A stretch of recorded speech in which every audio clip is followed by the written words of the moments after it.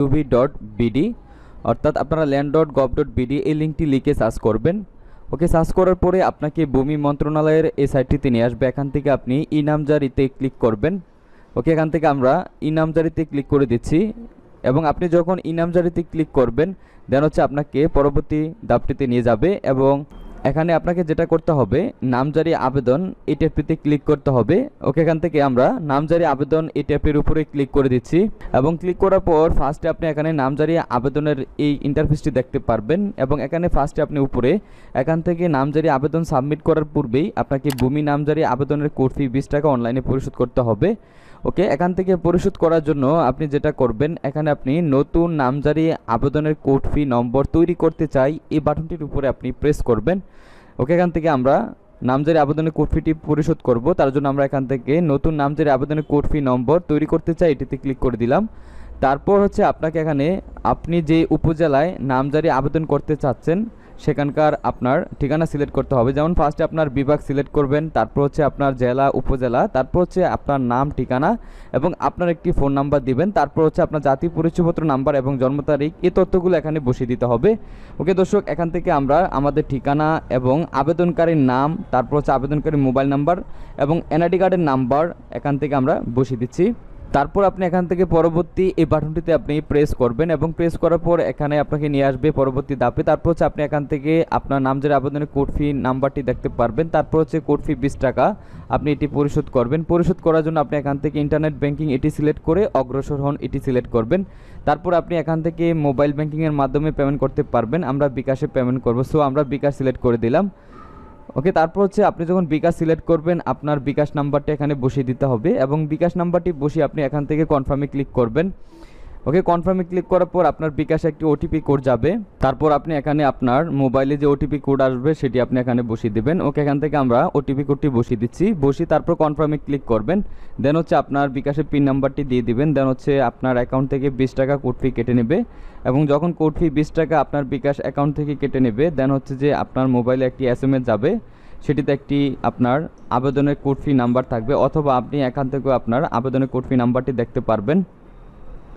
এবং দর্শক, আপনারা এখানে দেখতে পাচ্ছেন যে আপনার উল্লেখিত মোবাইল নাম্বার ব্যবহার করে আপনি নামজারি আবেদনের কোড ফি নাম্বার তৈরি করেছেন। এখানে আপনারা দেখতে পাচ্ছেন যে আমাদের কোড ফি নাম্বারটি আমরা কপি করে দেন হচ্ছে আবেদন ফর্মে ক্লিক করে দিলাম। তারপর হচ্ছে এখান থেকে আমরা নামজারি আবেদনের কোড ফি নাম্বারের জায়গায় বা বক্সের ভিতরে আমরা কোড ফি নাম্বারটি বসিয়ে দিলাম। তারপর হচ্ছে আমরা যে মোবাইল নাম্বার ব্যবহার করেছি সেই নাম্বারটি এখানে আমরা বসিয়ে দেব এবং বসিয়ে আমরা এখান থেকে যেটা করব এখানে ভেরিফাই যে বাটনটি থাকবে ডান পাশে এটিতে আমরা ক্লিক করব। আপনাদেরকেও সেম এখানে আপনার কোড ফি নাম্বার মোবাইল নাম্বার বসিয়ে আপনারা এখান থেকে ভেরিফাইতে ক্লিক করবেন। তারপর আপনাকে নেক্সট ইন্টারফেসে নিয়ে আসবে এবং এখানে আপনি নামজারি আবেদন করার জন্য বা জমি খারিজ করার জন্য এখান থেকে আপনি ফার্স্টে জমির মালিকানা সূত্র যদি আপনি ক্রয় সূত্রে পেয়ে থাকেন তাহলে ক্রয় দিবেন। যেহেতু আমরা আজকে দেখব রেকর্ড মূল্যে শুধুমাত্র খতিয়ান দিয়ে, ধরেন আপনার নামে একটি খতিয়ান আছে, সেক্ষেত্রে আপনি কিভাবে খতিয়ান দিয়ে এখানে আপনার একাধিক খতিয়ানের জায়গাগুলো বা আপনার সম্পত্তিগুলো আপনি খারিজ করবেন একত্র করার জন্য। সেম আপনি এখান থেকে অন্যান্য যে অপশন থাকবে এটি সিলেক্ট করবেন, তারপর এখান থেকে রেকর্ড মূল্য এটি লিখে দেবেন। ওকে দর্শক, আমরা একটি রেকর্ড মূল্য লিখে দিলাম। তারপর হচ্ছে যে আপনারা যারা পৈতৃক সম্পত্তি ধরেন আপনার পিতা মাতার সম্পত্তি আপনারা শুধুমাত্র খতিয়ান দিয়ে খারিজ করতে চান ওয়ারিশ সূত্রে, সেক্ষেত্রে আপনারা এখান থেকে জমির মালিকানা সূত্রে ওয়ারিশ সিলেক্ট করবেন। আমরা এখান থেকে আমাদের ট্যাবটি সিলেক্ট করলাম। তারপর হচ্ছে এখানে ক্রেতা বা বাদী বা গ্রহীতার তথ্য এখান থেকে আপনি ব্যক্তি মালিকানাধীন জমির জন্য আবেদন এটি সিলেক্ট করবেন।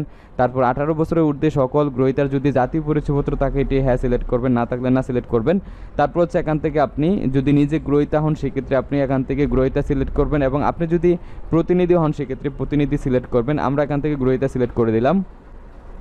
তারপর এখানে আপনার গ্রহীতা জাতীয় পরিচয়পত্রের সাথে হুবহু মিল করে তথ্যগুলো এখানে প্রদান করতে হবে। অমিল প্রদান করলে সেক্ষেত্রে কিন্তু আপনার আবেদনটি বাতিল হতে পারে। ওকে দর্শক, এখানে আমরা আবেদনকারীর এখানে জাতীয় পরিচয়পত্র নাম্বারটি ফার্স্টে এখানে আমরা বসিয়ে দিচ্ছি। আপনারাও এখানে আপনাদের জাতীয় পরিচয়পত্রের নাম্বারটি বসিয়ে দেবেন। তারপর হচ্ছে এখানে আপনার জন্ম তারিখটি বসিয়ে দেবেন আইডি কার্ড দেখে দেখে। ওকে, এখান থেকে আমরা জন্ম তারিখটি ফার্স্টে এখানে জন্মসাল সিলেক্ট করবেন, তারপর হচ্ছে আপনার আর জন্ম তারিখের মাস সিলেক্ট করবেন, তারপর হচ্ছে আপনার জন্ম তারিখ সিলেক্ট করবেন। ওকে দর্শক, তারপর হচ্ছে এখানে আবেদনকারীর নাম আপনাকে এখানে বাংলায় টাইপ করতে হবে। অবশ্যই আপনার এনআইডি কার্ড বা জাতীয় পরিচয়পত্র দেখে দেখে আপনি এখানে তথ্যগুলো ফিল আপ করবেন। তারপর হচ্ছে আপনার এখানে পিতার নাম আপনি এখানে বাংলায় টাইপ করবেন। পিতার নাম বসানোর পরে হচ্ছে আপনার এখানে মাতার নাম এখানে টাইপ করতে হবে। ওকে, এখান থেকে আমরা মাতার নামটি এখানে টাইপ করে দিচ্ছি। তারপর হচ্ছে এখান থেকে আবেদনকারীর লিঙ্গটি এখান থেকে সিলেক্ট করতে হবে। পুরুষ হলে পুরুষ সিলেক্ট করবেন, মহিলা হলে মহিলা সিলেক্ট করবেন। তারপর হচ্ছে এখানে একটি অ্যাক্টিভ সচল ফোন নাম্বার দিতে হবে, যেটিতে আপনার আবেদন সংক্রান্ত এসএমএসগুলো পাঠানো হবে। ওকে দর্শক, এখানে আমরা একটি অ্যাক্টিভ সচল মোবাইল নাম্বার দিয়ে দিচ্ছি। মোবাইল নাম্বারটি বসানোর পরে এখান থেকে মৌজা নির্বাচন করতে হবে আপনাকে। তার জন্য ফার্স্টে আপনি এখান থেকে আপনার বিভাগ সিলেক্ট করবেন এবং আপনার বিভাগ সিলেক্ট করার পর জেলা, উপজেলা, তারপর হচ্ছে আপনার মৌজাটি এখানে সিলেক্ট করবেন।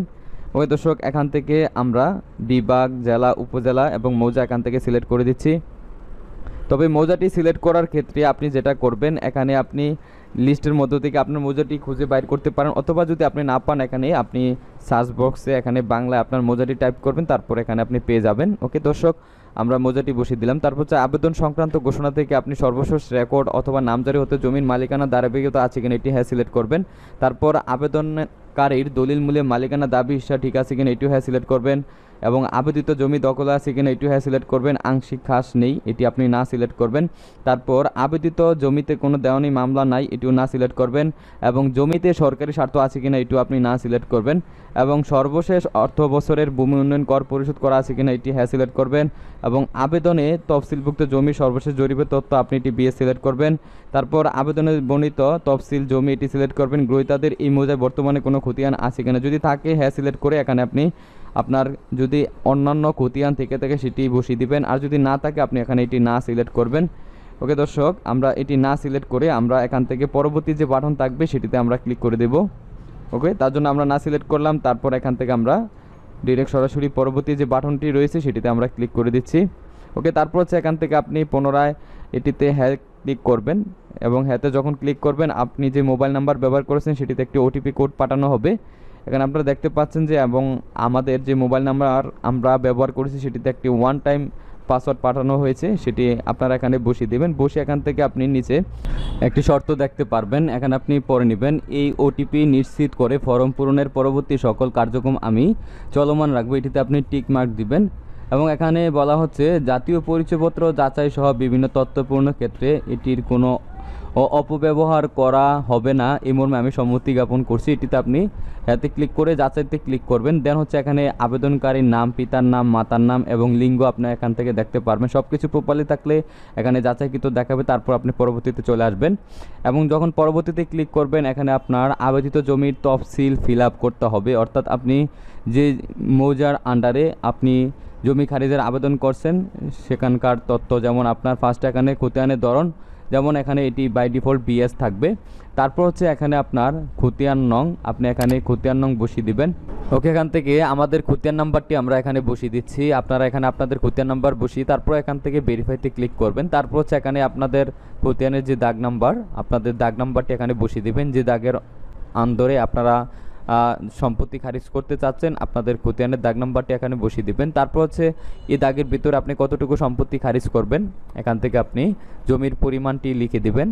এখানে আমরা 165 পয়েন্ট এটি আমরা এখানে বসিয়ে দিলাম, তার জন্য 0.0165 অর্থাৎ শতকের জন্য হচ্ছে আপনাকে 0.0 দিয়ে তারপর হচ্ছে আপনার শতক দিতে হবে, তারপর হচ্ছে আপনার উচিতাংশ বা পয়েন্ট থাকলে সেটি দিয়ে দিবেন। তারপর হচ্ছে আমরা যেহেতু শুধু রেকর্ড মূল্যে খারিজ করব, এখানে আপনারা দেখতে পাচ্ছেন যে যেগুলা স্টার চিহ্ন রয়েছে রেড কালারে সেগুলো বাধ্যতামূলক ফিল আপ করতে হবে, আর যেগুলোতে স্টার চিহ্ন নাই সেগুলো আপনারা না দিয়েও আপনারা এখান থেকে তথ্যগুলো ফিল আপ করতে পারবেন। যেমন আমরা এখানে দলিল নাম্বার, দলিল তারিখ এগুলা বাদ দিয়ে শুধুমাত্র এখান থেকে আমরা সাব রেজিস্ট্রি অফিস এবং খতিয়ান নাম্বার, দাগ নাম্বার দিয়ে এখান থেকে আমরা আমাদের জমির পরিমাণটি বসিয়ে দিয়েছি। আপনারা এখান থেকে আরও দাগ এখান থেকে সংযুক্ত করতে পারবেন। যদি আপনার একাধিক দাগ থাকে সেক্ষেত্রে আপনারা এখানে আলাদা আলাদাভাবে সংযুক্ত করে দিতে পারবেন এবং আপনার যদি একাধিক খতিয়ান থাকে আপনি এখান থেকে আরও খতিয়ানে ক্লিক করে এখানে আপনার অন্যান্য আপনার এই মৌজার ভিতরে যদি অন্যান্য খতিয়ান থাকে সেই খতিয়ান নং বসিয়ে তারপর হচ্ছে এখানে আপনি ভেরিফাইতে পুনরায় ক্লিক করবেন এবং ভেরিফাইতে ক্লিক করে আপনার আর এই খতিয়ানের ভিতরে আপনার যে দাগ থাকবে সেই দাগ নাম্বারটা এখানে বসিয়ে দিবেন এবং এই দাগের ভিতরে আপনি কতটুকু সম্পত্তি খারিজ করবেন আপনার এখানে জমির পরিমাণটি আপনি বসিয়ে দিবেন। বসানোর পরে এখান থেকে সেম আমরা এটিও হচ্ছে আমাদের রেকর্ড মূল্যে আমরা খারিজ করব। সো আমরা এখান থেকে আমাদের সাব রেজিস্ট্রি অফিসটি সিলেক্ট করে দিচ্ছি এখানে কিন্তু আমরা দলিল ছাড়া বা কোনো রকম দলিল নাম্বার ছাড়াই কিন্তু আমরা এখানে আমাদের জমির পরিমাণের তথ্যগুলো বসিয়ে দিলাম এবং এই সিস্টেমে আমরা এখানে খারিজের জন্য আবেদন করতেছি। আপনারা সেম সিস্টেমে আপনারা একই মৌজার ভিতরে আপনাদের যদি একাধিক খতিয়ান থাকে একটি খতিয়ানে খারিজ করে নিতে পারবেন। ওকে, তারপর হচ্ছে আবেদিত মোট জমির পরিমাণটি আপনি নিচে দেখতে পারবেন। এখানে আমাদের মোট জমির পরিমাণ 193 পয়েন্ট এখানে দেখাচ্ছে।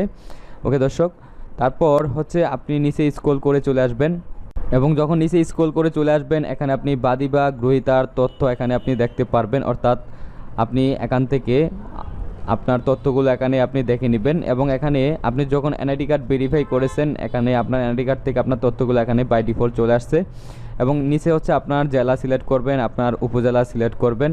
সিলেক্ট করার পরে হচ্ছে নিচে একটি ঠিকানার বক্স থাকবে, এখানে আপনি আপনার গ্রাম, ডাকঘর, উপজেলা, জেলা এখানে আপনি বাংলায় টাইপ করে দিবেন। ওকে, তার জন্য ফার্স্টে আমরা এখানে গ্রাম আমাদের লিখে দিলাম, তার জন্য আমরা সাং লিখে একটা আইফিন দিয়ে ভিলেজের নামটি বা আমাদের গ্রামের নামটি লিখে কমা দিয়ে আমরা আমাদের ডাকঘর, উপজেলা এখানে আমরা লিখে দিচ্ছি এবং ডাকঘর, উপজেলা লেখার পর হচ্ছে আপনার জেলাটি আপনি এখানে লিখে দিবেন। তারপর আপনাকে ডান পাশে এখানে আবেদনকারীর একটি ছবি আপলোড করতে হবে, তার জন্য আপনি এখানে ছবি সংযুক্ত করুন, এটিতে আপনি ক্লিক করবেন। ওকে, ক্লিক করে আপনি এখান থেকে গ্রহীতার ছবিটি আপনি এখানে আপলোড করে দিবেন। ওকে, এখান থেকে আমরা গ্রহীতার ছবিটি এখানে আপলোড করে দিচ্ছি এবং আপলোড করার পর আপনার যদি একাধিক গ্রহীতা থাকে সেক্ষেত্রে আপনি এখানে গ্রহীতার তথ্য সংযুক্ত করুন, এটিতে আপনি ক্লিক করে এখান থেকে একাধিক গ্রহীতার তথ্য এখানে সংযুক্ত করতে পারবেন। তার জন্য জাতি পরিচয়পত্র নাম্বার, জন্ম তারিখ, নাম, পিতামাতার নাম, লিঙ্গ, মোবাইল নাম্বার এবং বিভাগ দিয়ে এখান থেকে আপনি আপনার যদি একাধিক গ্রহীতা থাকে সেক্ষেত্রে আপনি সিলেক্ট করে নেবেন। তবে আমরা এখানে একজন গ্রহীতার জমি খারিজের আবেদন করব। ওকে, তার জন্য হচ্ছে আপনার এখানে গ্রহীতার তথ্য বসানোর পর নিচে হচ্ছে এখানে আবেদনকারী তথ্যের মধ্যে পুনরায় এখানে আমি গ্রহীতার ছবিটি এখানে পুনরায় নিচে এখানে আপলোড করে দিলাম। তারপর হচ্ছে নিচে এখানে ঠিকানার বক্সটি থাকবে, আমরা উপরের ঠিকানার বক্সটি থেকে আমরা ঠিকানাটি কপি করে নিচে বসিয়ে দিচ্ছি। ওকে, বসানোর পরে আমাদের এখানে কাজ শেষ। তারপর হচ্ছে আপনি এখান থেকে পরবর্তী বাটনটিতে প্রেস করবেন। প্রেস করার পরে আপনাকে এখানে দাতার তথ্য প্রদান করতে হবে। এখানে দাতার তথ্যের যে ইন্টারফেস থাকবে সেটিতে আপনাকে নিয়ে আসবে। এখানে আপনি ফার্স্টে দেখতে পাচ্ছেন আমরা যে দুইটি খতিয়ানের ভিতরে আমরা জমির খারিজের আবেদন করতে চাচ্ছি। যেমন আমরা যখন জমির তফসিল ফিল আপ করছি আমরা দুইটি খতিয়ানে 2 দাগের মধ্যে আমরা মোট সম্পত্তিটি এখানে আমরা 193 পয়েন্ট আমরা খারিজ করব আমাদের 2 খতিয়ানে 2টি দাগের ভিতরে। তার জন্য এখানে আমাদের দাতার তথ্যের মধ্যে 2টি খতিয়ান নাম্বার দেখাচ্ছে। এখানে আমরা ফার্স্টে আমরা এখানে প্রথম খতিয়ানের যে দাতার তথ্য সেটিতে আমরা ক্লিক করে এখান থেকে খতিয়ানের যে রেকর্ড থাকবে, আপনারা অবশ্যই আপনাদের যে খতিয়ান হাতে থাকবে সেই খতিয়ানে আপনারা রেকর্ড মূলে যাদের নাম আছে তাদের নাম এখানে আপনারা বসিয়ে দিবেন খতিয়ান দেখে। ওকে, এখান থেকে আমরা খতিয়ানের যে মালিক রয়েছেন বা যে দাতা রয়েছেন তার নামটি আমরা এখানে লিখে দিচ্ছি। ওনার নাম লেখার পরে হচ্ছে উনি যদি জীবিত হয় এখানে জীবিত থাকবে, দেন হচ্ছে মৃত যদি হয় সেক্ষেত্রে আপনার ওনার ওয়ারিশ সনদ এখানে আপনাকে আপলোড করে দিতে হবে। তবে আপনি এখানে সরাসরি যেহেতু আপনি রেকর্ড মূলে খারিজ করবেন সেক্ষেত্রে আপনি এটি জীবিত রেখে তারপর হচ্ছে এখানে আপনার দাতার একটি মোবাইল নাম্বার এখানে দিয়ে দিবেন। তারপর হচ্ছে জমির পরিমাণ এখানে আপনি দিয়ে দিবেন। এখানে আমরা এখানে দেখতে পাচ্ছি উপরে আমরা এখানে 165 পয়েন্ট প্রথম খতিয়ান যেটি ব্যবহার করেছি এই খতিয়ান থেকে 165 পয়েন্ট আমরা লিখে দিলাম। তারপর হচ্ছে নিচে এখানে খতিয়ানে যে দাতা রয়েছেন ওনার পিতার নামটি এখানে ফার্স্টে আপনি বসিয়ে দিবেন, আর যদি মহিলা হয় সেক্ষেত্রে আপনি ওনার স্বামীর নাম বসিয়ে তারপর হচ্ছে ওনার গ্রাম অথবা মহল্লা অথবা বাসা অথবা সড়ক নাম্বার এটি আপনি এখানে লিখে দেবেন। ওকে দর্শক, আমরা খতিয়ান দেখে থেকে তথ্যগুলি বসিয়ে সংযোজনে ক্লিক করে দিলাম। তারপর হচ্ছে এখানে আপনারা দেখতে পাচ্ছেন যে এখানে প্রথম খতিয়ানে দাতা তথ্যগুলো এখানে চলে আসছে সেম পদ্ধতিতে এখানে দ্বিতীয় যে খতিয়ান রয়েছে সেই খতিয়ানে আমরা দাতা তথ্য এখানে পুনরায় আমরা সংযোজন করে দিচ্ছি। তারপর আপনি স্ক্রল করে নিচে চলে আসবেন এবং এখানে আপনাকে প্রয়োজনীয় আপনার কাগজপত্র এখানে আপলোড করতে হবে এবং এখানে আপনি দেখতে পারবেন স্ক্যান কপি সংযুক্তির যে নির্দেশনাবলী রয়েছে, যেমন এখানে আবেদনের সাথে প্রয়োজনীয় কাগজপত্র সংযুক্তির ক্ষেত্রে স্ক্যান ফাইলটি অবশ্যই পিডিএফ ফরম্যাটে আপনাকে আপলোড করতে হবে এবং আপনার পিডিএফ ফাইল সাইজ অবশ্যই আপনার প্রত্যেকটি ফাইলের সাইজ 1.2 MBর ভিতরে এবং সর্বমোট হচ্ছে আপনি 25 MBর মধ্যে আপনি ফাইলগুলো আপলোড করতে পারবেন। ওকে, ফার্স্টে আমরা এখানে আমাদের খতিয়ানের স্ক্যান কপি এখানে আমরা সংযোজন করুন এটিতে ক্লিক করে আপলোড করে দিচ্ছি। আমাদের যে ফার্স্ট খতিয়ান রয়েছে সেটি আমরা প্রথমে আপলোড করে দিলাম। তারপর হচ্ছে আপনি এখানে আপনার খতিয়ানটি আই বাটনে ক্লিক করে এখান থেকে আপনি প্রিভিউ দেখতে পারবেন অথবা আপনি এটিকে প্রয়োজনে এখান থেকে ডিলিট বাটনটিতে ক্লিক করে আপনি এটিকে ডিলিট করতে পারবেন। এখানে দেখতে পাচ্ছেন যে আমরা যে খতিয়ানটি আপলোড করেছি সেটি আমরা এখানে জুম করে চেক আউট করছি এখান থেকে আপনার এটি প্রয়োজন হলে ডিলিট করতে পারবেন। ওকে, তারপর হচ্ছে আমাদের যে সেকেন্ড খতিয়ান রয়েছে সেটিও আমরা এখান থেকে সংযোজন করুন এই বাটনটিতে ক্লিক করে আমাদের দ্বিতীয় খতিয়ানটি আমরা আপলোড করে দিচ্ছি। আমাদের কিন্তু এখানে কোনো দলিল প্রয়োজন হচ্ছে না, শুধুমাত্র আমরা খতিয়ান দিয়ে নামজারি বা জমি খারিজের আবেদন করছি। আপনারা কিন্তু সেম পদ্ধতিতে কিন্তু আপনাদের খতিয়ানের নামজারি অথবা আপনাদের যদি রেকর্ডে কোনো খতিয়ান থেকে থাকে একাধিক, সেক্ষেত্রে আপনারা নামজারির জন্য আবেদন করতে পারবেন। ওকে, তারপর অন্যান্যের ভিতরে আমি এখান থেকে আমার খাজনা রসিদ এবং আবেদনকারীর যে আইডি কার্ড বা আদার্স যে ডকুমেন্টসগুলো রয়েছে সেগুলো আমি এখানে আপলোড করে দিছি পিডিএফ আকারে। আপনারা সেম পদ্ধতিতে আপনারা আপনাদের আবেদন করবেন। তারপর হচ্ছে নিচে আপনাদের একটি শর্ত থাকবে, আবেদনে প্রদত্ত যাবতীয় তথ্য এবং সংযুক্তি দলিলাদি সঠিক মর্মে জমা প্রদান করছে, এটিতে আপনি টিক দিবেন। তারপর হচ্ছে আপনি নিচে এখানে আপনি দেখতে পারবেন সরাসরি এখান থেকে আবেদন দাখিল করুন একটি বাটন থাকবে, আরেকটি হচ্ছে খসড়া হিসেবে সংরক্ষণ করতে পারবেন। তবে এই খসড়া হিসেবে যদি সংরক্ষণ করেন সেটি সর্বোচ্চ হচ্ছে আপনি 7 দিন এটি ড্রাফট হিসেবে থাকবে, দেন হচ্ছে আপনি এটি পরবর্তীতে ব্যবহার করতে পারবেন। তবে আমরা এখান থেকে সরাসরি এটিকে সাবমিট করে দিচ্ছি, তার জন্য আপনারা এখান থেকে পরবর্তীতে চলে আসবেন। ওকে, তারপর যখন আপনি সাবমিট করবেন আপনার এখানে আবেদনের ট্র্যাকিং নাম্বার আপনি দেখতে পারবেন। তারপর হচ্ছে আপনার নোটিশ জারি ফি 50 টাকা, এটি ইন্টারনেট ব্যাংকিং সিলেক্ট করে আপনি অগ্রসর হন। এটিতে ক্লিক করে আপনি মোবাইল ব্যাংকিং, বিকাশ, রকেট, নগদ উপায় যে কোনো গেটওয়ের মাধ্যমে পেমেন্ট করতে পারবেন। তবে আমরা বিকাশে পেমেন্ট করবো, সো আমরা বিকাশ সিলেক্ট করলাম। তারপর হচ্ছে আমাদের বিকাশ নাম্বারটি আমরা এখানে বসিয়ে দিচ্ছি। বিকাশ নাম্বারটি বসানোর পরে আপনি এখান থেকে কনফার্মে ক্লিক করবেন। তারপর আপনার বিকাশ নাম্বার একটি ওটিপি কোড যাবে ভেরিফিকেশনে, সেই কোডটি আপনি এখানে বসিয়ে দিবেন। ওকে, এখান থেকে আমাদের মোবাইলে যে ভেরিফিকেশন কোড আসছে ওটিপি, সেটা আমরা এখানে বসে কনফার্মে ক্লিক করে তারপর আমরা বিকাশের পিন নাম্বারটি দিয়ে দিচ্ছি। তারপর আপনার বিকাশ অ্যাকাউন্ট থেকে নোটিশ জারি ফি 50 টাকা এটি কেটে নেবে এবং কেটে নেওয়ার পর আপনার আবেদনটি কমপ্লিটলি সাবমিটেড হয়ে যাবে। আপনারা এখানে একটু ওয়েট করবেন এবং যখন রিলোড হবে আপনি এখানে দেখতে পারবেন আবেদন ফি দাখিল সংক্রান্ত তথ্য থেকে আপনি আবেদন নাম্বারটি দেখতে পারবেন এবং আপনার এখানে আবেদন নাম্বারটির পরে হচ্ছে এখানে বলা হচ্ছে আপনার আবেদনে পেমেন্ট গ্রহণ করা হয়েছে এবং আপনি এখান থেকে আপনার পেমেন্ট রিসিট অ্যান্ড হচ্ছে যে আপনার হচ্ছে আবেদন কপি, এই দুইটি ডকুমেন্টস এখান থেকে আপনি প্রিন্ট আউট অথবা ডাউনলোড করে নেবেন। ওকে দর্শক, এখান থেকে আমরা ফার্স্টে আমাদের যে পেমেন্ট রিসিপ্ট রয়েছে সেটি এখান থেকে আমরা এটিকে ডাউনলোড করে নিচ্ছি। আপনারা দেখতে পাচ্ছেন যে আমরা আবেদনের যে নোটিশ জারি ফি এবং কোড ফি পেমেন্ট করেছি সেটির একটি পেমেন্ট রিসিপ্ট এখান থেকে আমরা ডাউনলোড করে নিচ্ছি। ওকে, তারপর হচ্ছে আপনি এখান থেকে আপনার আবেদনের যে প্রিন্ট কপি থাকবে সেটি আপনি এখান থেকে ডাউনলোড করে নেবেন। তো দর্শক, এভাবে আপনারা ঘরে বসে